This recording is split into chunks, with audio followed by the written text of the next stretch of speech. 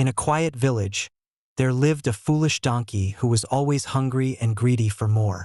Carrying a heavy sack of salt, the thirsty donkey slipped and tumbled into the river. As the donkey struggled to get up, he realized that the sack of salt had dissolved in the water, making it lighter to carry. Feeling delighted by the turn of events, the greedy donkey decided to repeat the trick the next day, hoping for an easy solution to his burden. The following day, the donkey intentionally fell into the river again, but this time, his load was not salt but sacks of cotton. Realizing his mistake too late, the foolish donkey found himself with a heavier burden than before, unable to carry the soaked cotton.